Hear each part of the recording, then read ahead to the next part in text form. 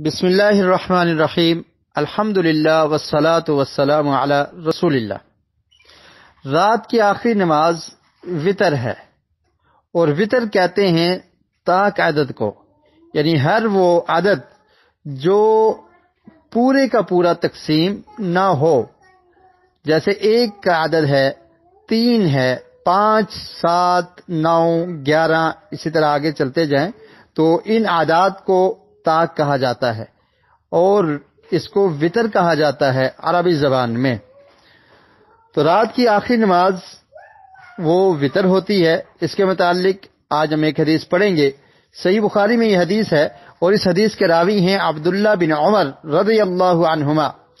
وہ فرماتے ہیں، سأل رجل النبی صلی اللہ علیہ وسلم وهو على المنبر ما ترى في صلاة الليل؟ قال مثنى مثنى، فإذا خشي الصبح صلى واحدة فأوترت له ما صلى، وإنه كان يقول اجعلوا آخر صلاتكم وترا، فإن النبي صلى الله عليه وسلم أمر به۔ عبداللہ بن عمر فرماتے ہیں کہ ایک شخص نے نبی کریم صلی اللہ علیہ وسلم سے سوال کیا، اور آپ منبر پر موجود تھے۔ ما ترى فی صلاۃ اللیل، کہ رات کی نماز کے بارے میں آپ کا کیا خیال ہے، رات کی نماز کی کیفیت اور طریقہ مجھے بتا دیں۔ تو پیارے رسول صلی اللہ علیہ وسلم نے ارشاد فرمایا، مثنا مثنا، کہ 2 رکعت کر کے پڑھا کرو۔ فَإِذَا خَشِيَ الصُّبْحَ صَلَّ وَاحِدَةً، اور جب تمہیں طلوع صبح کا خدشہ ہو، یہ خوف ہو کہ صبح ہونے والی ہے، تو اس وقت 1 رکعت پڑھ لیا کرو، یعنی 2 کر کے پڑھنی ہے۔ اور جب طلوع فجر کا خطرہ ہو، یا آپ نماز کو ختم کرنا چاہتے ہیں، آپ نے جو نوافل ادا کیے ہیں وہ اس کو آپ کافی سمجھ رہے ہیں اور نہیں پڑھنا چاہتے، تو آخر میں 1 رکعت پڑھ لیں، تاکہ وہ آپ کی نماز جو جفت ہے وہ طاق بن جائے اور یہ وتر بن جائیں۔ فَأَوْتَرَتْ لَهُ مَا صَلَّى، فرمایا کہ یہ تمہاری سابقہ نماز کو، نفلی نماز کو، یہ 1 رکعت وتر بنا دے گی۔ تو یہ رات کی نماز ادا کرنے کا ایک طریقہ پیارے رسول صلی اللہ علیہ وسلم نے بتایا ہے۔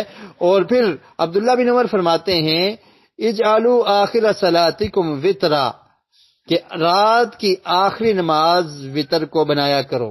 فإن النبی صلی اللہ علیہ وسلم امر به، کیونکہ اللہ کے رسول صلی اللہ علیہ وسلم نے اس کا حکم دیا ہے۔ تو اس حدیث سے رات کی نماز کا طریقہ وہ ثابت ہو گیا کہ اللہ کے رسول نے فرمایا کہ 2 رکعت کر کے انسان جتنی رکعت چاہے پڑھ سکتا ہے، اور اس کے بعد آخر میں 1 رکعت پڑھ کے ان تمام رکعات کو وتر بنا لے گا۔ لیکن نبی کریم صلی اللہ علیہ وسلم سے یہ ثابت ہے کہ آپ 11 رکعت پڑھا کرتے تھے رمضان میں، اور رمضان کے علاوہ بھی، یہ آپ کی رات کی نماز ہے۔ اور کبھی آپ 13 رکعت بھی پڑھ لیا کرتے تھے۔ اور اس سے یہ بھی ثابت ہوتا ہے کہ وتر کی نماز یہ سنت مؤکدہ ہے، اور 1 رکعت وتر پڑھنا اس کا جواز بھی اس حدیث سے ثابت ہوتا ہے۔ لیکن 1 رکعت وتر پڑھنے سے پہلے کچھ نفل بھی ہونے چاہیے، کم از کم 2 نفل پڑھیں اور اس کے بعد 1 رکعت پڑھ لیں، تو یہ بہتر طریقہ ہے، اور یہی کمال ہے، اور یہ ایک اچھا طریقہ ہے۔